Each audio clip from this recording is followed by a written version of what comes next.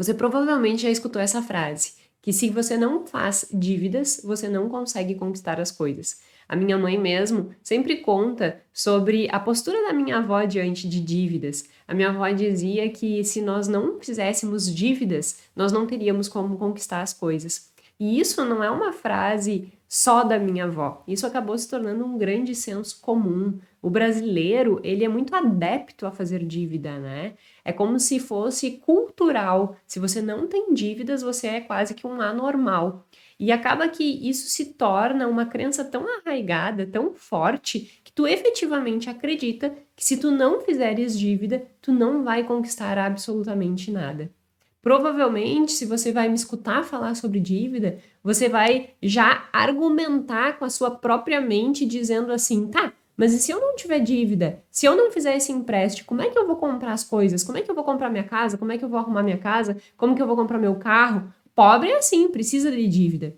Então, percebe o quanto essa narrativa de faça a dívida para conquistar as coisas é tão forte em meio ao brasileiro que tu nem pensa que existem outras alternativas. Na tua cabeça, essa é a única vida possível. Fazer dívida é o meio para se conquistar. Só que o que eu quero te mostrar aqui é que, diferente desse senso comum, na realidade, a construção de uma vida baseada em dívida, ao invés de construir e fazer com que tu conquiste aquilo que tu gostaria, te leva à ruína financeira, te leva à falta de liberdade financeira, à falta de liberdade de escolha.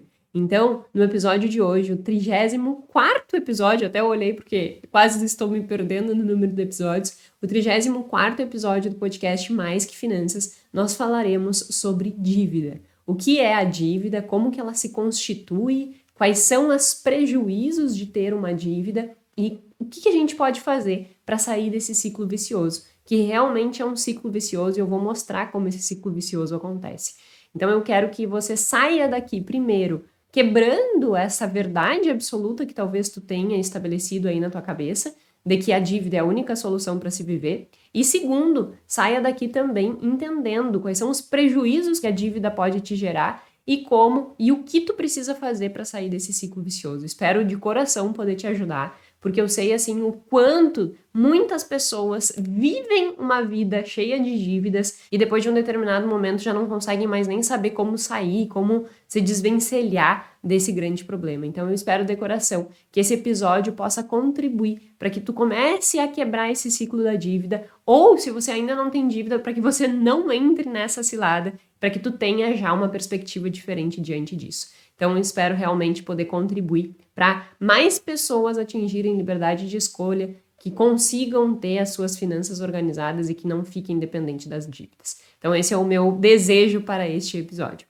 Para quem não me conhece, meu nome é Jéssica Câmpara, sou doutora em Finanças Comportamentais. Toda terça-feira, às 19 horas, estamos aqui com um episódio novo no podcast Mais que Finanças. Eu também tenho uma newsletter, se você não se inscreveu ainda, te convido a se inscrever. Aqui na descrição do vídeo tem o link para inscrição na newsletter, uma newsletter que sai todo sábado às 8 horas da manhã e que ali eu conto um pouco sobre histórias dos meus clientes, minhas próprias histórias, sempre trago alguma contextualização, a partir daquela contextualização, um conceito técnico de finanças comportamentais e um direcionamento, uma solução para resolver aquele problema. Então, tenho feedbacks muito legais em relação à newsletter. Se for do teu interesse também querer acompanhar, eu chamo ela de nosso refúgio, que é onde a gente fala livremente sobre finanças. Então, te convido também a participar. É só assinar gratuitamente para que tu tenha acesso também a esse conteúdo. Enfim, sem mais delongas, vamos falar sobre dívida.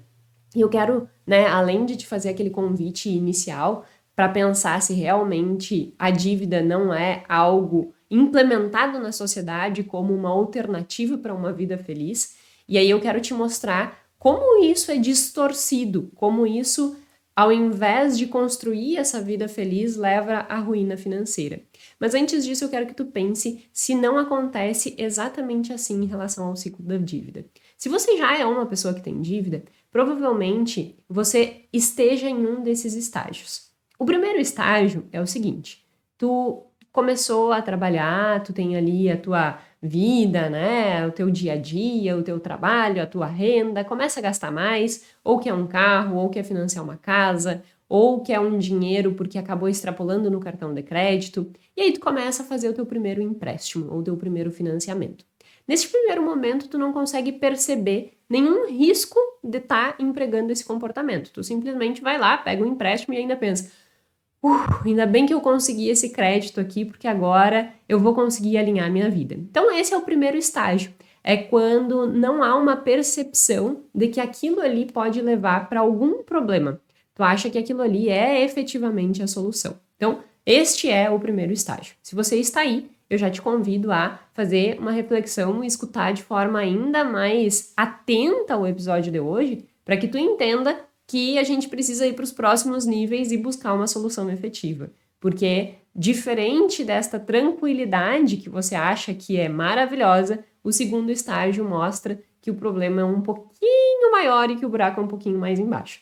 Porque nesse primeiro estágio, tu tá assim, tô de boas, né? Consegui resolver o meu problema. No segundo estágio, tu começa a perceber que não é bem assim.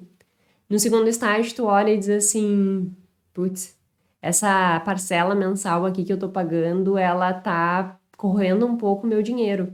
Eu já não tô tendo mais condições de fazer outras coisas que normalmente eu fazia. Eu não consigo mais ir jantar, ou eu vou, mas isso tá aumentando o meu cartão de crédito, eu já daqui a pouco não consigo pagar o cartão de crédito. Essa parcela aqui tá realmente pesando no meu orçamento no mês. E aí tu começa a identificar que ali tem um problema. Tu começa a identificar que o que parecia uma mega solução maravilhosa não é tão maravilhosa assim e começa a te gerar os primeiros problemas, tanto do ponto de vista financeiro quanto do ponto de vista psicológico. Depois eu vou falar mais sobre os pontos de vista psicológico, mas nesse primeiro momento eu só quero que tu entenda os estágios, né? E nesse segundo estágio começa a ser evidenciado esses problemas, tanto financeiro quanto psicológico. Do ponto de vista financeiro, a limitação, tu conseguir perceber que realmente aquele valor ali tá pesando no mês, né? Tá ficando pesado pagar aquilo mensalmente. E do ponto de vista psicológico, tu começa a ter um nível de preocupação, tu começa a ter um nível de ansiedade, tu já começa a não ter uma liberdade de fazer o que tu fazia antes, e isso te gera prejuízos emocionais. Então, começam a surgir essas primeiras inquietações. Só que o que acontece?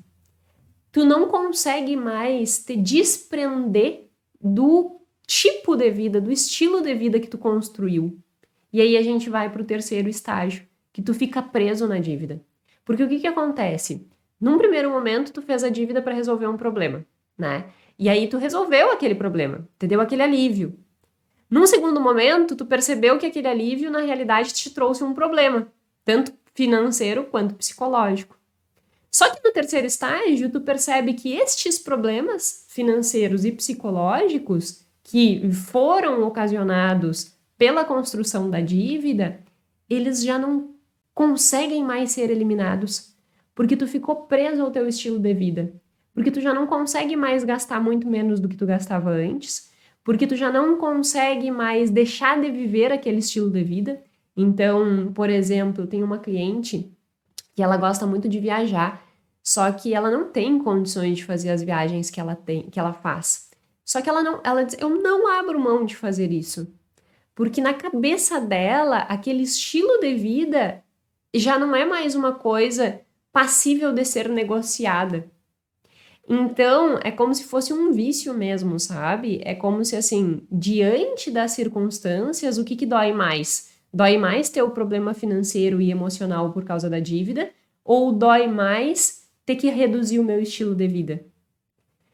Na percepção momentânea, sem uma perspectiva de longo prazo, e depois quando eu for falar das soluções eu vou trazer as evidências disso e como que a gente pode quebrar, né, essa dificuldade, mas num primeiro momento eu só quero que tu entenda esses ciclos. O que acontece é que a dor, né, de perder esse estilo de vida acaba se tornando, não racionalmente, né, mas inconscientemente, maior do que a dor de ter o problema financeiro e de ter o problema psicológico. Então é como se a pessoa, ela acabasse atada às dívidas. E aí eu recebo vários directs, hoje mesmo eu recebi uma pessoa dizendo assim, Jéssica, o que eu faço? Porque eu não consigo nem pensar como sair dessas circunstâncias. essa pessoa ela já está no estágio 3. Ela já passou pela fase de achar que aquilo ali ia resolver a vida dela, ela já percebeu que ela tem um problema financeiro e emocional, e ela está no terceiro estágio. Ela não consegue mais se desatar desse problema. Então, a dívida, ela tem efetivamente esses estágios, assim. E a gente precisa entender qual estágio nós estamos. E a partir dos estágios que nós estamos, nós precisamos ir implementando estratégias para que a gente consiga corrigir esse problema, né? Porque, afinal de contas, o ciclo disso tudo é levar por uma total ruína financeira e emocional. E eu vou falar disso logo mais, sobre os problemas emocionais que isso pode causar. Mas entenda que, independente do nível que tu estás, sim, a dívida ela vai causar um problema. E ela pode ser um problema ainda maior se tu já estiveres no estágio 3 e tu estiver te sentindo completamente preso, porque é como se tu não tivesse solução, sabe? E isso é muito complicado. Então, um primeiro passo é tu entender qual é o estágio que eu estou, né? Qual é o nível aqui que eu estou? Ou tu pode estar num estágio antes disso ainda, né? Tu pode estar cogitando fazer uma dívida porque tu acha que isso é solução. Então, identifique o estágio que você está. E a partir do identificar o estágio que tu está, eu quero te trazer um nível de consciência em relação à dívida que provavelmente você não tenha, né? Porque o que acontece? O brasileiro não pensa na dívida em si, nos juros que vai pagar. O que o brasileiro faz? Cabe no meu bolso? Ah, então, fechou negócio, pode assinar o contrato porque isso aqui vai ser a solução para minha vida. Só que não são feitos os cálculos, né, em relação à construção do que efetivamente vai ser pago. E isso é natural do ponto de vista psicológico, porque a dívida ela não é uma construção racional. A dívida é uma construção inconsciente, com racionalidade limitada. Os estudos, eles inclusive mostram que a construção de uma vida cheia de dívidas, ela não é uma resposta do nosso sistema 2, que é aquele sistema mais reflexivo, analítico, que vai pensar, analisar. Que as dívidas, elas são uma construção do nosso sistema 1. O que é o sistema 1? É aquilo que é aquela decisão rápida, aquela decisão emocional, aquela decisão intuitiva, aquela decisão que é muito moldada pelo ambiente em que nós vivemos. Então, a decisão de construir uma dívida não é uma decisão racional. É uma decisão pautada no nosso emocional. É um exemplo que eu sempre dou e que é muito real, né? Tu já viu alguma pessoa dizer assim, nossa, me endividei porque eu errei o cálculo do juro? Ninguém se endivida porque errou o cálculo do juro, né? As pessoas elas se endividam porque aspectos emocionais levaram a comprar algo que ainda não tinha condições de pagar, antecipar um prazer que ainda não poderia comprar. E isso tudo fez com que ela acabasse se endividando. Então não foi o erro do cálculo do juro, ou seja, não foi uma construção racional, mas foi uma construção inconsciente. Foi uma construção com racionalidade limitada que fez com que a dívida fosse construída.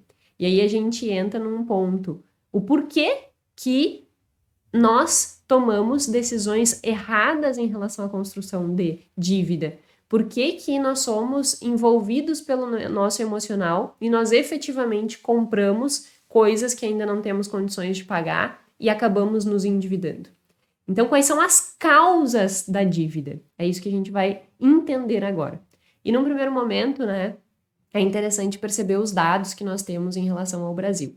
Tem uma pesquisa que se chama PEIC, que é a Pesquisa de Inadimplência e Endividamento, que ela é feita pela CNC, que é uma confederação nacional, né, de comércio, e ela todo mês faz essa pesquisa.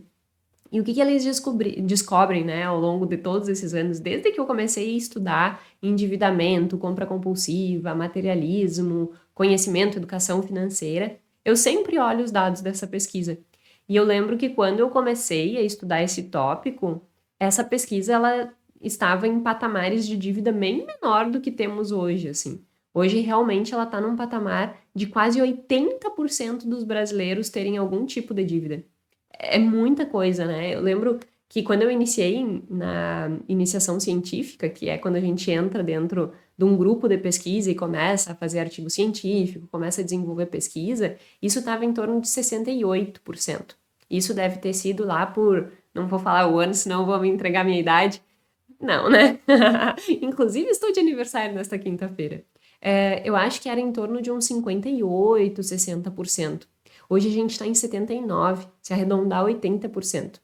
O que é esse dado de 80%, né? É um número de brasileiros que possuem algum tipo de dívida. Passa de 4 milhões, 4 milhões e 700 mais ou menos, possuem algum tipo de dívida. Então, percebe que lá em 2011, 2012, quando eu comecei a acompanhar, né, esses números, estava 20, 30% quase menor do que está hoje. Então, realmente, assim, foi evoluindo, foi evoluindo, foi evoluindo e o problema foi só aumentando. E o nível de dívida dos brasileiros foi só aumentando. Então, hoje, a gente chega a patamares de mais ou menos 80% dos brasileiros com algum tipo de dívida. Que dívida?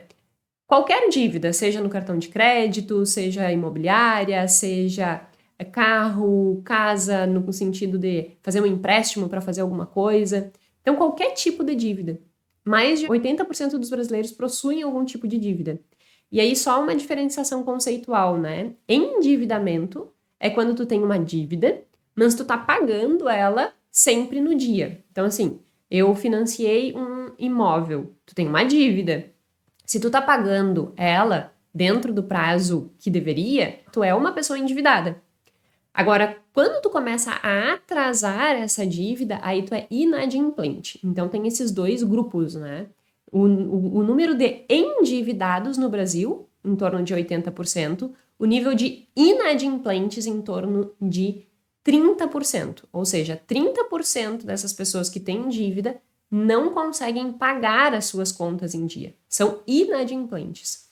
E 12% delas dizem que não vão ter nenhuma condição de pagar. Ou seja, eu devo, não nego, pago quando puder, né? Aquele velho ditado. Eu tenho, inclusive, um artigo com este título: Devo, não nego, pago quando puder.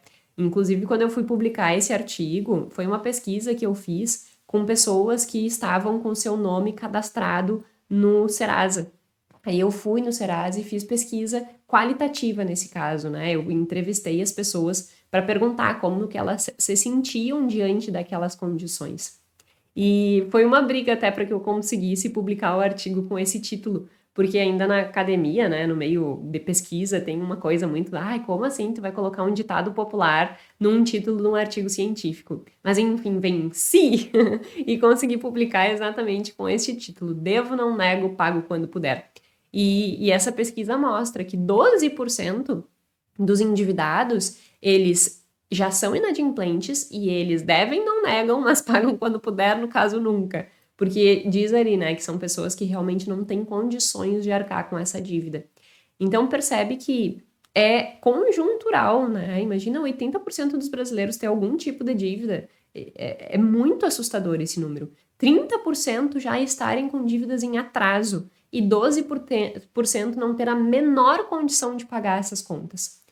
Agora, se nós formos pensar assim, tá, mas qual é o motivo, né? O que leva a esse número ser tão exacerbado? E aí a gente olha quais são os tipos de dívida. E pasme, qual é o maior gasto? Com cartão de crédito. Destes, quase 80% dos brasileiros que possuem dívidas, algum tipo de dívida, quase 80% deles, a dívida é com o cartão de crédito. Então, a maior dívida dos brasileiros é com o cartão de crédito. Ou seja, não tem nada a ver com casa, com dívidas efetivamente que foram para comprar alguma coisa grande, né? São dívidas de consumo, do dia a dia. É roupa, é calçado, é comida, é viagens, tudo que tu passa no cartão de crédito, compra de eletrodomésticos, são consumos. Então, a maior parte das dívidas dos brasileiros é com consumo. Aí a gente se pergunta, tá, mas por que a maior parte da dívida dos brasileiros é com consumo? E aí a gente tem que olhar para um outro contexto. O quanto nós vivemos construindo necessidades de consumo. E eu não estou dizendo assim, ai meu Deus, então a sociedade do consumo. Não. O que está sob nosso controle? Nem está sob nosso controle, né? Mas o que a gente pode olhar, identificar que existe um problema ali e buscar alguma solução em relação ao nosso próprio comportamento. Eu não consigo mudar a conjuntura de um todo. Existem problemas conjunturais? Existem. Eu consigo mudar? Não. Mas o que eu tenho que olhar então? O que está dentro do meu comportamento. E aí a gente tem que entender o nosso comportamento individual diante disso. E um dos principais motivos que levam a esse consumo exacerbado de coisas é propriamente a necessidade de status social. É aquela necessidade assim, o meu amigo tem, eu também quero ter. Se os meus vizinhos têm, eu quero ter mais do que meus vizinhos. A gente chama isso de consumo conspícuo ou bens posicionais, né? Que é a compra de um bem pela posição que não é uma posição absoluta, mas é uma posição relativa que ter aquilo vai me gerar diante das pessoas com as quais eu convivo. Então, um dos principais motivos que fazem com que a gente compre muito no cartão de crédito e que a gente acabe metendo os pés pelas mãos é por essa busca de status. E aí eu te convido a pensar o que hoje tu tem comprado que se tu parar mesmo para pensar assim, ó, não tem nada a ver com as tuas próprias necessidades, mas tem a ver com as necessidades que tu foi achando que tinha por causa do ambiente em que tu vive. É bem natural isso, é muito natural isso. Quer ver um exemplo muito claro? Eu, como já disse várias vezes aqui, né, sou uma pessoa extremamente utilitarista. Eu não sou uma pessoa que compro e que tenho desejos de consumo só pelo consumo ou pelo ambiente em que vive, porque eu vivo, porque eu realmente sou muito consciente em relação ao meu comportamento financeiro, eu sou muito cri-cri com o meu orçamento, com meus planos, então eu não escorrego nesse tipo de coisa. Mas eu também sou suscetível a erros, né? Porque independente de ter ou não conhecimento, eu tenho vieses comportamentais como qualquer um outro. E aí, até contei ontem, eu acho, nos stories e na newsletter eu também já tinha contado, que nós estávamos fazendo um desafio, né, aqui em casa, no uso do cartão de crédito. E que o Guilherme gosta muito de usar o cartão, e eu disse, não quero usar, e aí assim foi, e a gente acabou aderindo ao cartão de crédito. Aí no mês passado eu disse, não, vamos fazer um desafio e vamos não usar o cartão de crédito no mês de junho. Resumo da ópera, a gente economizou 50% em relação ao mês anterior, pelo simples fato de usar só o débito. Claro que como era um desafio, acaba existindo um viés, mas digamos que a economia real, efetiva, pudesse ser aí 30% se nós não tivéssemos realmente forçado para ter um resultado ainda melhor, né? Mas para ver como se a gente forçar, a gente consegue chegar num baita resultado. Mas digamos que fosse 30%. O que eu quero mostrar com isso? Mesmo eu, com todo o conhecimento, ao usar o cartão, eu acabo consumindo mais do que eu consumiria normalmente. Com comida, com restaurante, com iFood, vou comprar uma coisinha aqui, uma coisinha ali. Quando vê, o cartão deu um enorme. Então, assim, mesmo tendo consciência, eu acabo escorregando também no uso do cartão de crédito. Então, é para mostrar que, por vezes, tu pode olhar e dizer assim, não, mas que bobagem isso. Imagina que o ambiente em que eu vivo ou o uso propriamente de um plástico, que é o cartão de crédito, vai me induzir a gastar mais. E vai. Então, meu convite é que tu pare e analise, né, o teu entorno, analise quais são os estímulos aos quais tu tá te expondo, para ver se isso não tá te induzindo a comprar ainda mais, passar o cartão de crédito e acabar construindo essa dívida e tendo os prejuízos que essa dívida tem. Então, tenhamos muito cuidado com essas dívidas de consumo, que parecem completamente inofensivas, mas que no final das contas tu já extrapolou o teu limite, já não consegue mais pagar, e aí ao pagar o cartão de crédito tu já tá com a tua conta negativa, e isso começa a virar uma bola de neve que, assim, interminável. Então, dívidas de consumo são a maior parte das dívidas dos brasileiros. Tenhamos cuidado. Qual é a origem dessas dívidas? Busca de status, desejo, né? Muito construída pelo que a gente vê, os estímulos que a gente vê. E também essa questão de querer antecipar o prazer, né? Se tu tem que passar no cartão em várias vezes, significa que tu tá comprando algo que tu ainda não teria condições de pagar. Tu tá antecipando um prazer que tu ainda não teria condições de pagar. Se tu tá antecipando, por que que tem essa tendência de antecipar tanto? Eu já falei isso várias vezes aqui, né? Essa tendência de antecipar tá muito ligada com até o nosso cálculo mental. Eu projeto o valor de adiar a recompensa e penso, mais vale eu ter o benefício agora do que adiar essa recompensa. Adiar a recompensa, o valor de usufruir isso aqui vai ser menor, eu vou sentir menos satisfação. Então eu quero agora. E aí tu acaba consumindo agora. Então esses são alguns motivos que podem fazer com que essa dívida de consumo aumente. Então, dívida de consumo é largada a pior delas e a que mais corrói o nosso orçamento mensalmente. Mas existem outras dívidas, né? Que são aquelas dívidas maiores. E essas dívidas maiores, elas também são completamente corrosivas. Pensa só, vê se tu não te identifica com uma vida assim ou se tu não conhece alguém que tem uma vida assim. Tu começa a ter ali uma renda e aí a primeira coisa que tu pensa é, preciso ter um carro. Aí tu financia o carro. Eu até deixei anotado aqui os valores para que a gente consiga ter real discernimento do impacto que isso tem na vida de uma pessoa. Esse ciclo de construção de dívidas, pensando que está construindo patrimônio, mas na verdade tu está corroendo a tua liberdade financeira. Então, eu até fiz os cálculos aqui para que a gente consiga ter os valores bem exatos. Então, digamos que o teu primeiro movimento é comprar o carro, tá? O carro, tu vai financiar um carro no valor de 60 mil reais, o que é assim, é um carro popular, né? É um carro bem popular no Brasil, porque no Brasil não existe carro popular, né? Na minha concepção, um carro popular devia custar uns 25 mil. Não, no Brasil ele custa 60, 70, 80 mil. Enfim, para mim não orna os números aqui no Brasil, mas vamos lá.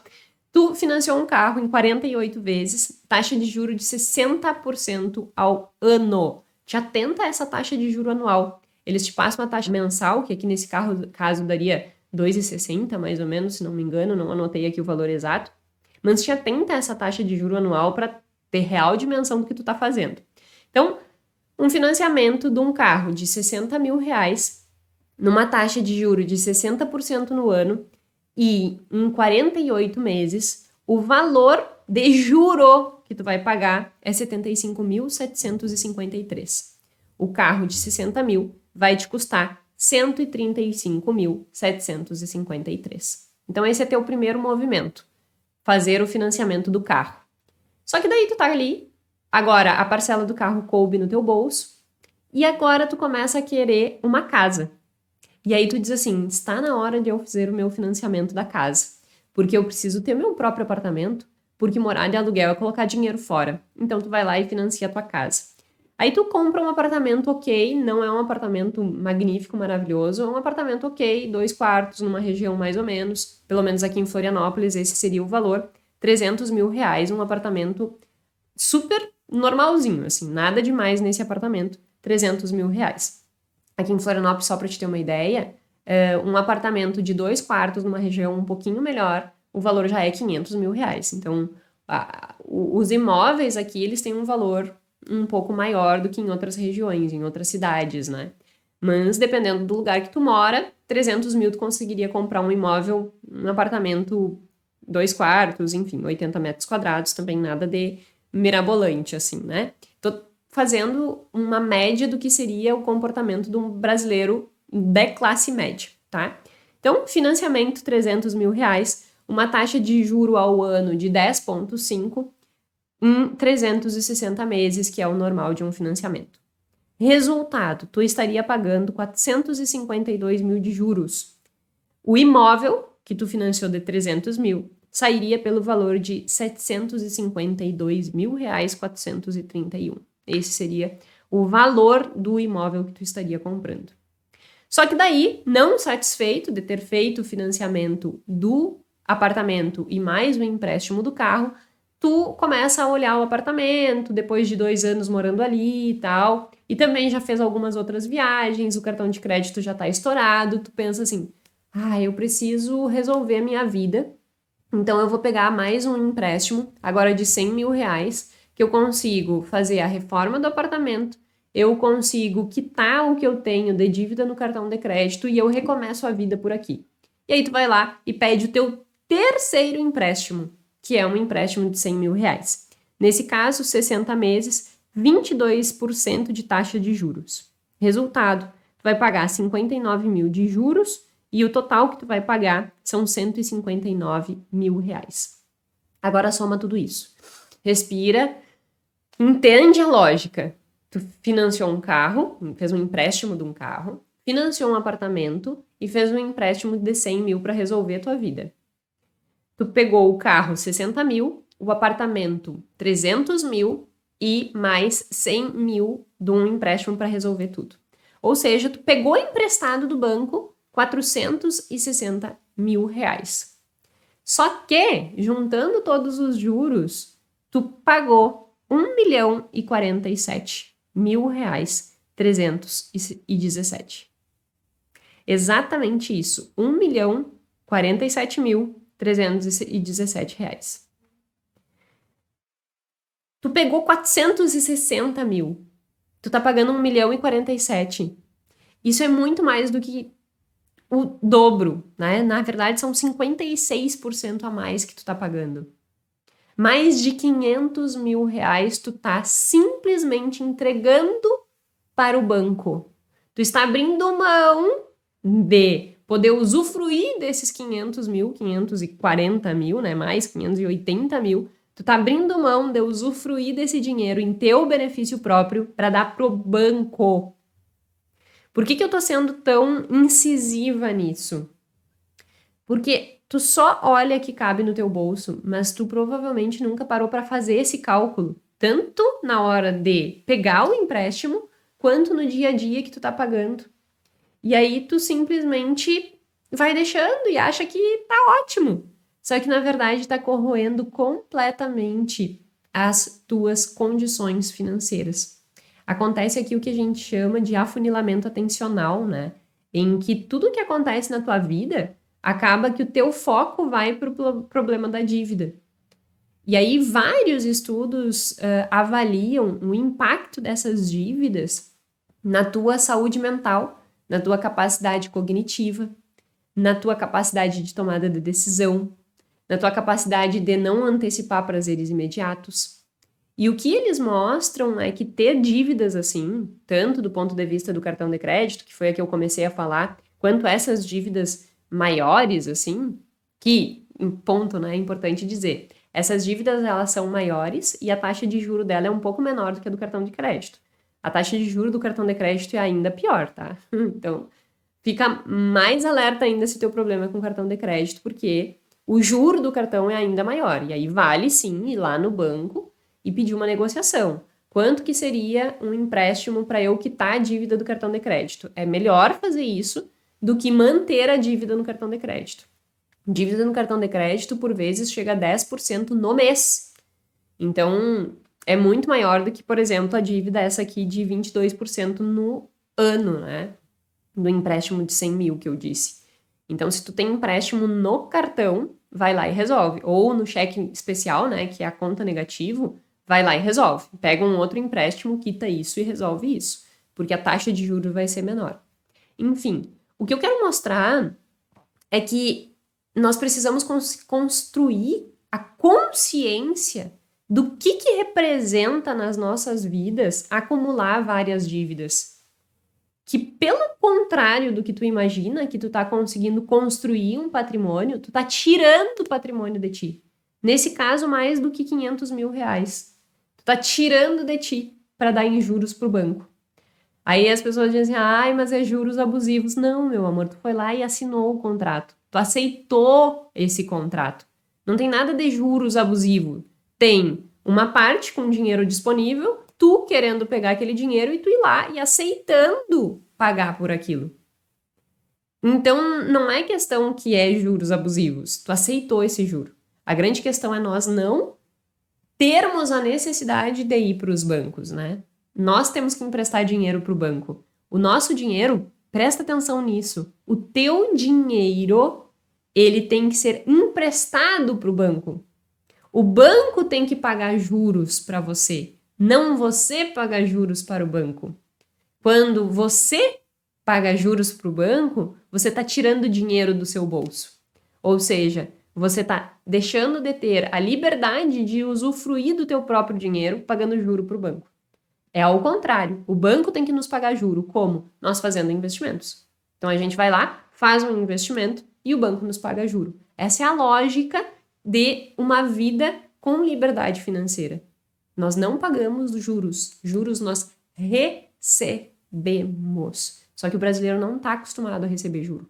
O brasileiro está acostumado a pagar juro. E o que eu estou te mostrando aqui é que, ao pagar juros, você está ficando com seu bolso vazio. Nesse exemplo, 500 e poucos mil. É bastante coisa. E o que eu estava falando antes, né, desse afunilamento atencional, é que as pesquisas, elas mostram o quanto isso gera prejuízo para a tua capacidade de raciocínio, para a tua capacidade cognitiva. Porque é como se toda a tua atenção estivesse direcionada para aquilo. Tu não consegue mais raciocinar livremente, sabe? Porque isso se torna uma grande preocupação, que é o estágio 2, que eu iniciei falando, né? Se torna uma grande preocupação que tu fica sempre pensando que tu tem aquela dívida, que tu tem aquela dívida, que tu tem aquela dívida.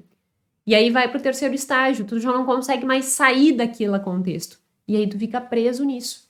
Por isso que a gente fala e estuda tanto sobre as armadilhas da pobreza. Tem até 2 episódios aqui. Um que fala sobre o ciclo da escassez e outro que fala sobre as armadilhas da pobreza. Se eu não me engano, o episódio 17 e episódio 25, talvez, não sei, eu vou deixar aqui na descrição do vídeo também.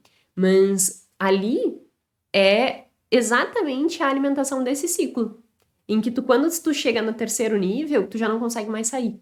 E aí tu perpetua essa pobreza, tu perpetua essa escassez. E aí tu segue tirando do teu bolso e dando dinheiro pro banco.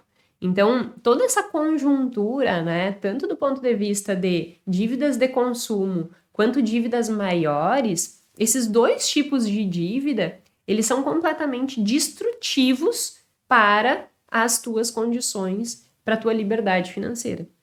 E os motivos, como eu disse, né, da construção disso, estão muito relacionados com essas nossas percepções de que essa é a única solução. Eu só vou conseguir ter alguma coisa na minha vida se eu conseguir dívida. Tem um estudo, inclusive, que foi publicado numa revista internacional, uma revista muito boa, mas um estudo feito no Brasil, com mais de 1.200 pessoas, que eles avaliaram os antecedentes, né? Ou seja, o que causa as dívidas nos brasileiros e qual é a consequência. E olha que interessante o que eles conseguiram mostrar. Que um primeiro fator que faz com que as pessoas criem dívidas é exatamente essa percepção em relação ao consumo, que foi o que eu falei inicialmente. Por quê? Porque ao usar o cartão de crédito, há uma contabilidade mental de que aquele cartão é um dinheiro extra. Então as pessoas não pensam assim, eu vou passar o cartão de crédito e eu preciso pagar. Não, olha só, eu ganhei um limite do banco e é um limite maravilhoso. E aí agora com esse limite do banco eu vou poder comprar e fazer tudo que eu quero. Então percebe? Provavelmente tu já viu isso acontecer ou tu mesmo já fez. Ficou faceiro porque aumentou o limite do banco. Então o que está acontecendo ali? É o banco te dando um crédito. Aquilo ali é uma dívida. Tu tá construindo uma dívida.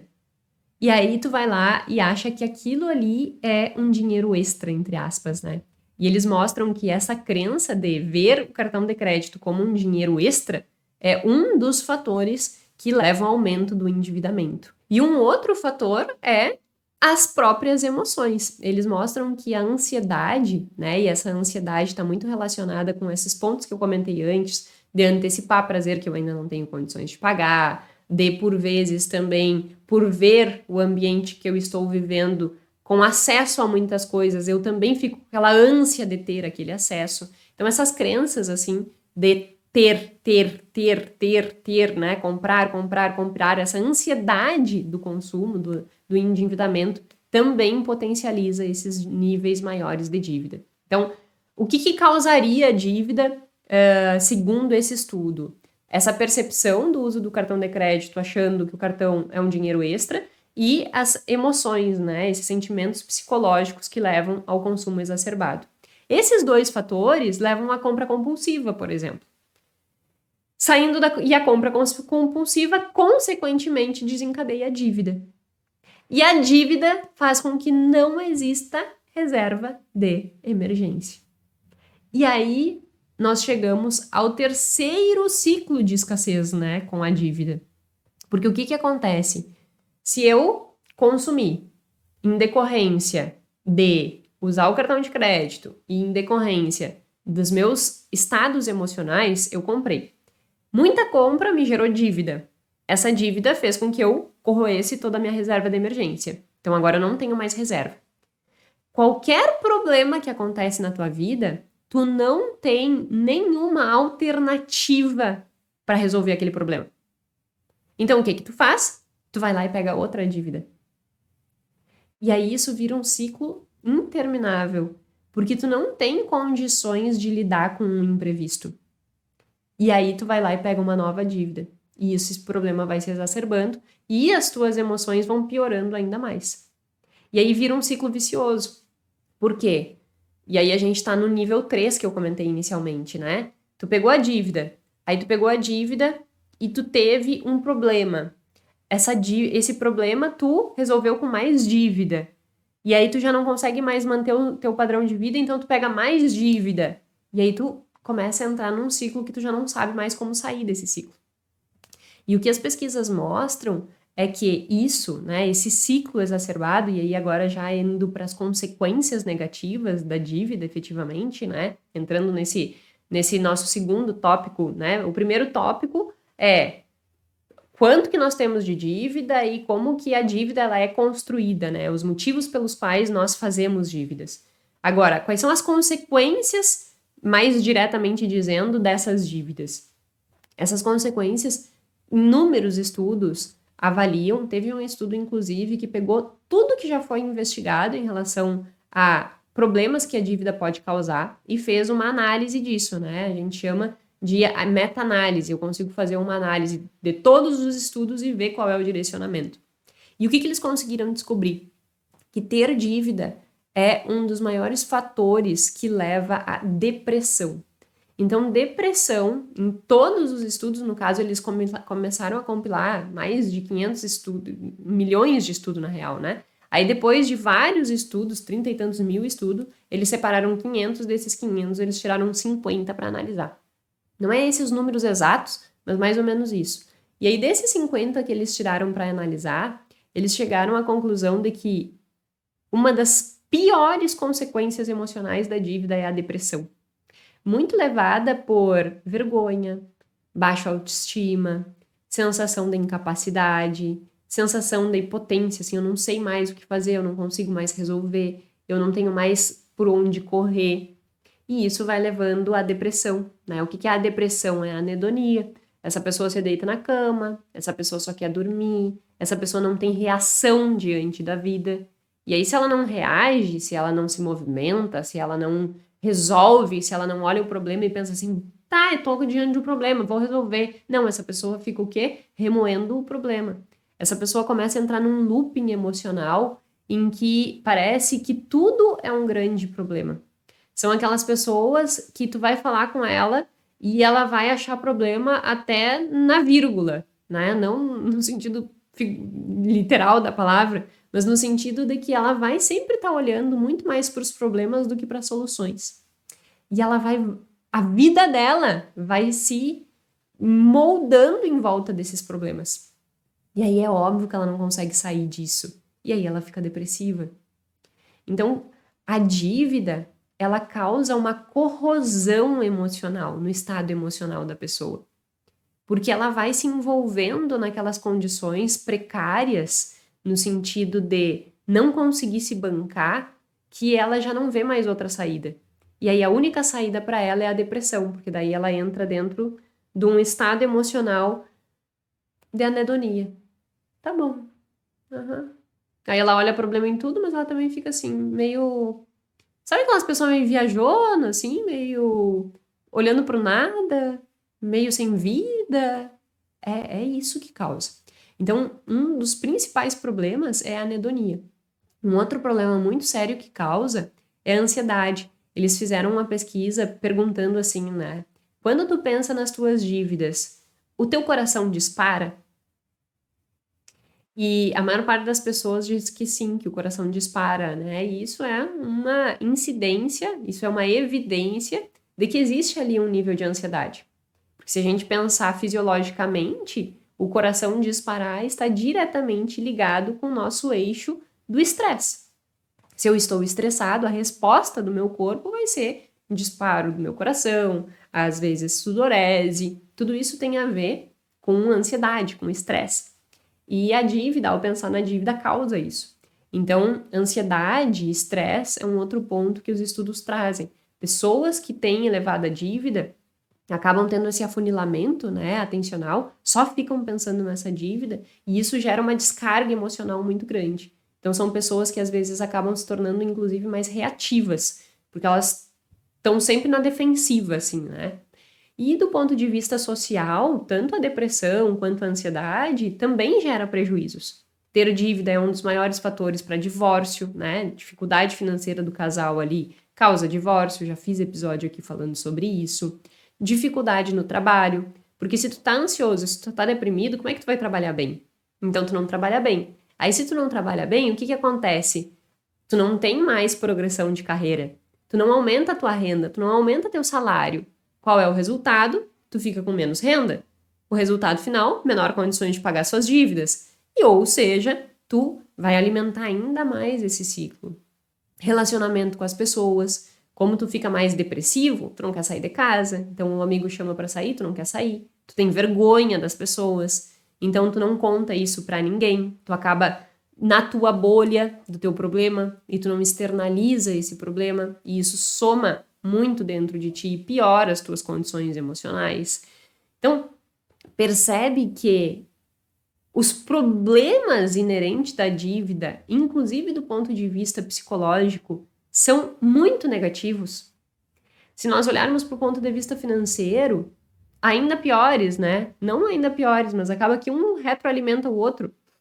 No sentido de que tô mal, então eu não consigo trabalhar bem, eu não consigo me relacionar com as pessoas, ganho menos e potencializo o meu problema financeiro. Então uma coisa retroalimenta a dificuldade com a outra.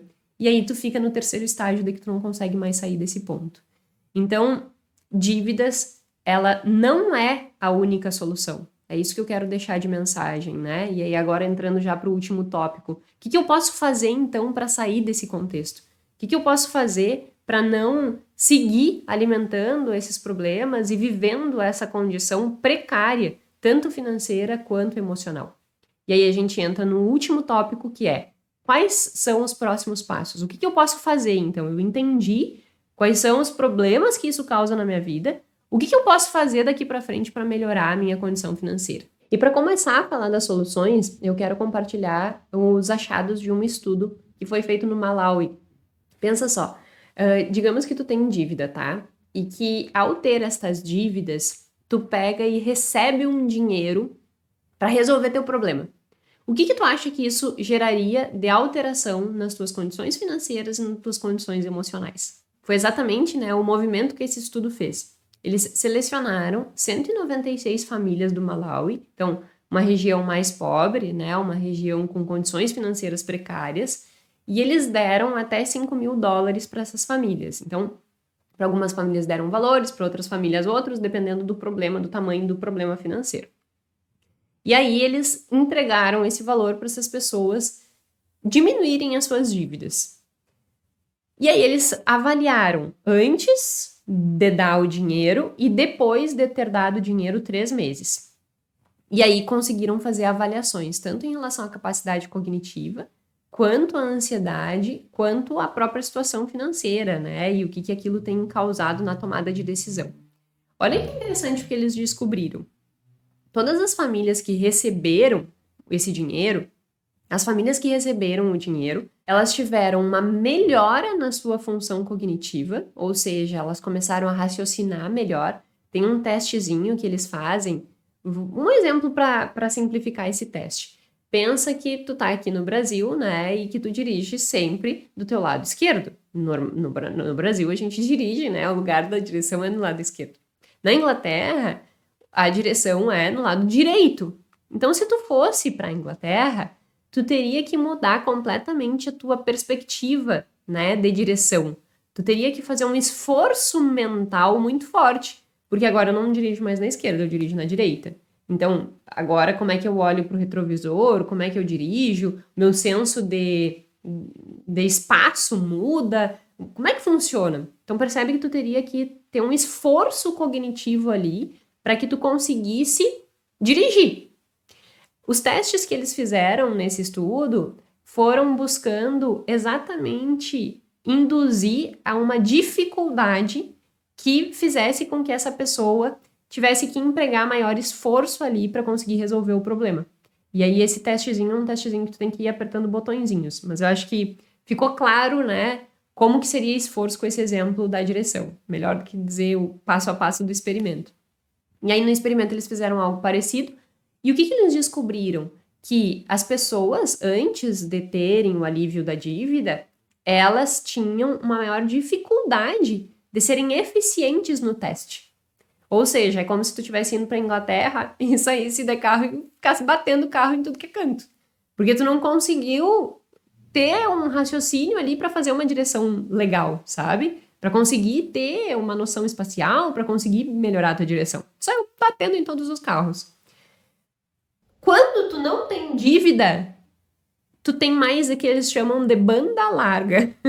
Não é banda larga da internet, antigamente existia, né? A internet banda larga, hoje em dia nem existe. Se você é muito jovem lá, pelos seus 20 anos, você nem sabe o que é banda larga.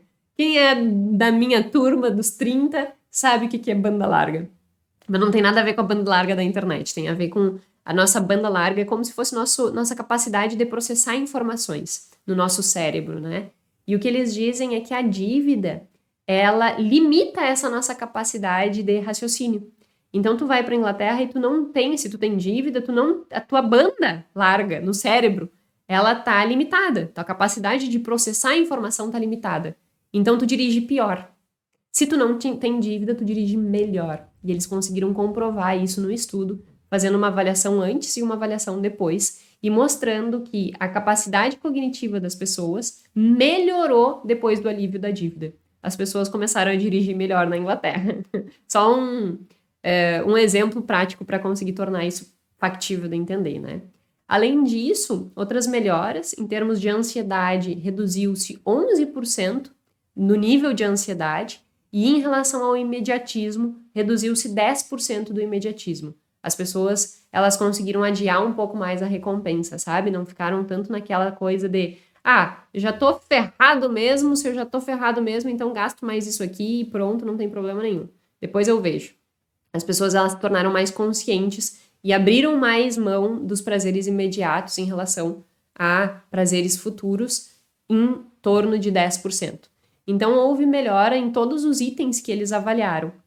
E isso revela que diminuir o problema da dívida é realmente muito benéfico, tanto do ponto de vista financeiro, quanto do ponto de vista emocional, de capacidade cognitiva, de tomada de decisão e de melhorar a tua vida como um todo. Então, o que eles conseguiram provar nesse estudo é que reduzir dívida, sem dúvida nenhuma, aumenta a qualidade de vida. Então, o meu convite para você, pelo amor de Deus, foque em resolver as tuas dívidas, porque isso vai aumentar a tua qualidade de vida. Tu só não descobriu ainda que tu vai melhorar a tua qualidade de vida porque tu ainda olha para a tua vida como a única vida possível. Tu tem que começar a olhar para essas outras óticas e perceber que tu pode mudar isso. E aí, agora falando de dicas mais práticas, né? Então tá, Jéssica, entendi, tô disposto, sei que vai doer, isso é um ponto importante. Começar a mexer nisso vai sim gerar dor, mas essas dores, elas vão ser um combustível para que tu tenha uma qualidade de vida melhor. Dicas práticas. Esse estudo, inclusive, ele diz, né? É maravilhoso se todo mundo tivesse suas dívidas pagas, mas a gente tem 2 problemas. Um é financeiro, sairia muito, muito caro resolver o problema da dívida de todo mundo. E o segundo, criaria dependência, né? É o que a gente chama de paternalismo. Eu estaria tornando as pessoas dependentes. Então, a pessoa faz uma cagada lá, a pessoa se endivida todo e aí vem um outro lá e paga as suas dívidas. Seria muito cômodo e não seria nada produtivo do ponto de vista de construir pessoas melhores. Então, eles fizeram testes, comprovaram que isso é maravilhoso, mas que do ponto de vista real, né, isso não seria possível por esses dois aspectos. Então, o que eles sugerem? Um primeiro ponto é, se tu tem várias dívidas, tenta ir no banco e renegociar para diminuir o número de dívidas. Porque o que eles trazem nesse estudo é que cada dívida é como se fosse um post-it na tua cabeça, que ocupa espaço na tua banda larga, no teu processador. Então, tu tem a dívida do carro, a dívida da casa, a dívida dos 100 mil. Cada um desses é um post-it e cada um desses te gera um problema mental. Se tu junta esses todos em uma única dívida com taxa de juro menor, é como se tu diminuísse o teu problema mental e tu consegue tomar melhor decisão. Tu consegue ser mais racional, tu consegue ser mais coerente com as tuas escolhas. Então esse é um primeiro ponto, uma primeira atitude que eu te sugiro. Senta, mapeia todas as tuas dívidas, avalia o que tu tem de dívida, vai para o banco e negocia, para tentar juntar tudo numa só, com taxa de juro menor. Isso vai facilitar, vai fazer com que tu tire todos esses problemas mentais, sintetize em um só e tenha mais capacidade de tomar melhores decisões. Esse é um primeiro ponto. Um segundo ponto, não utilize mais o cartão de crédito. Pode parecer, assim, muito radical, mas é uma decisão importante para reconfigurar a tua estrutura de vida. Diminui ou zere o uso do cartão de crédito. Por um tempo, pelo menos. Tenho certeza que tu vai ver dinheiro sobrando aí. Se tu me disser assim, Jéssica, mas eu não consigo parar de usar cartão de crédito hoje, porque é o cartão de crédito que eu gasto hoje que eu consigo comer. Se eu parar de usar o cartão de crédito, eu não tenho dinheiro para comer. E aí já é um grande alerta, né? Se tu tá nessa situação, significa que tu gastou muito mais do que tu podia, real. E aí vai levar um pouquinho mais de tempo para te desmamar do cartão. Mas faça esse exercício. Comece a organizar as tuas finanças aí para ir reduzindo cada vez mais o uso, para te parar de usar. E aí tu vai perceber uma diferença muito grande na tua disponibilidade financeira. Terceiro, mais emocional, assim. Avalie na tua vida o que te faz dar prazer, sabe? Várias vezes eu pergunto para minhas clientes, assim, o que te faz bem? E elas olham e dizem assim, eu não sei o que me faz bem.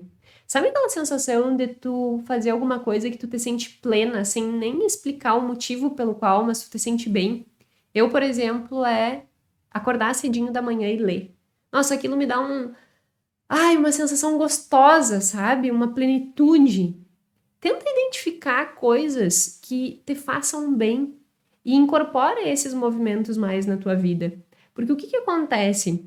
Tu acaba olhando para a dívida como a única possibilidade de uma vida feliz, entre aspas, né? Esse consumo. Só que tu não consegue olhar para dentro e perceber que, por vezes, coisas que não custam nada, como acordar de manhã e ler, te faz tão feliz. E tu tem negligenciado coisas que para ti é importante. E tem só olhado para fora, em ter, mas não tem olhado para dentro, em ser. Então, olha para ti e tenta identificar o que te gera uma sensação de plenitude. E tenta incorporar isso mais na tua vida. Tu vai perceber que as necessidades de compra vão diminuir. E aí tu vai conseguir ir remanejando esse desejo de comprar. Uma outra estratégia interessante nesse ponto, né, também é intensifique as tuas relações afetivas. Não precisam ser muitas, mas relações afetivas verdadeiras. Relações que tu possa ser vulnerável.